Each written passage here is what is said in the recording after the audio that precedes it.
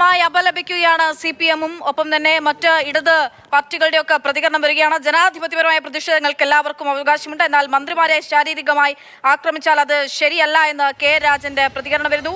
രാഷ്ട്രീയ മര്യാദകൾ ലംഘിച്ചുള്ള പ്രതിഷേധമാണെന്ന് വി ശിവൻകുട്ടി. അക്രമത്തിന് പിന്നിൽ പ്രതിപക്ഷ നേതാവായിരിക്കുമെന്നുള്ള ഒരു ആരോപണം കൂടി ശിവൻകുട്ടി വിദ്യാഭ്യാസ മന്ത്രി മുന്നോട്ട് വയ്ക്കുന്നു. പ്രതിപക്ഷ നേതാവിന്റെ അറിവോടെയായിരിക്കും ആക്രമണം നടത്തിയത്. സോണിയാഗാന്ധിക്കെതിരെ ആയിരുന്നെങ്കിൽ പ്രതിഷേധമുണ്ടായിരുന്നു, കയ്യും കെട്ടി നോക്കിയിരിക്കില്ല എന്നാണ് വി ശിവൻകുട്ടിയുടെ പ്രതികരണം. അപ്പോൾ അദ്ദേഹത്തിന്റെ ഫേസ്ബുക്ക് പോസ്റ്റ് കൂടി വരുന്നുണ്ട്. ഒരു കാര്യം ഓർക്കണം, ഞങ്ങൾ ഇതുപോലെ പ്രതികരിച്ചാൽ നിങ്ങൾക്കത് താങ്ങില്ല എന്ന് വി ശിവൻകുട്ടിയുടെ ഫേസ്ബുക്ക് പോസ്റ്റ്. പണ്ട് കോടിയേരി ബാലകൃഷ്ണൻ സമാനമായിട്ടുള്ളൊരു പ്രതികരണം നടത്തുകയും ചെയ്തിരുന്നു. ഇപ്പോൾ മുഖ്യമന്ത്രി അല്പസമയത്തിനുള്ളിൽ തന്നെ കണ്ണൂർ ജില്ലാ ആശുപത്രിയിലേക്ക് എത്തും. അദ്ദേഹം കണ്ണൂരിലുണ്ട്. അല്പസമയത്തിനകം തന്നെ ആരോഗ്യമന്ത്രിയെ കാണാനായി ജില്ലാ ആശുപത്രിയിലേക്ക് മുഖ്യമന്ത്രി പിണറായി വിജയൻ എത്തും. പ്രതിഷേധത്തിന്റെ പേരിൽ ആരോഗ്യമന്ത്രിക്ക് നേരെ നടന്നിട്ടുള്ള ആക്രമണം അങ്ങേയറ്റം അപലപനീയമെന്ന് കെ ശൈലജ.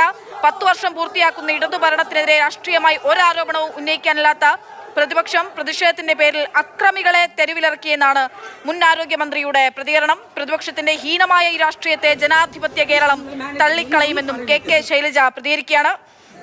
അതിനിടയിൽ മറ്റൊരു KSU സംസ്ഥാന ജനറൽ സെക്രട്ടറിയുടെ പ്രതികരണം കൂടി വരുന്നുണ്ട്, അതുകൂടി വായിക്കേണ്ടതുണ്ട്. ആരോഗ്യമന്ത്രിക്ക് ഓസ്കാർ കൊടുക്കണമെന്ന ഫർഹാൻ മുണ്ടേരി. KSU പ്രവർത്തകർ നിലവിൽ നടന്നിട്ടുള്ള പ്രതിഷേധം മന്ത്രി അഭിനയിച്ചതാണെന്നുൾപ്പെടെയുള്ള തരത്തിലാണ്. രക്തസാക്ഷി പരിവേഷം കിട്ടാൻ വേണ്ടി മാത്രമാണ് ഇത്തരത്തിലുള്ള അഭിനയവുമായി മന്ത്രി മുന്നോട്ട് പോകുന്നത് എന്നുള്ളതാണ് KSU സംസ്ഥാന ജനറൽ സെക്രട്ടറിയുടെ ഒരു പ്രതികരണമൊക്കെ വരുന്നത്. ഫെലിക്സ് വിശദാംശങ്ങളുമായിട്ടുണ്ട്. ഫെലിക്സ് ഇപ്പോൾ എവിടെയാണുള്ളത്? ആശുപത്രിയിലാണോ തന്നെയാണോ ഉള്ളത്? ഇപ്പോൾ മുഖ്യമന്ത്രി അങ്ങോട്ടേക്ക് എത്തുമെന്ന് അറിയുന്നു. അദ്ദേഹം അവിടെ എത്തിയോ?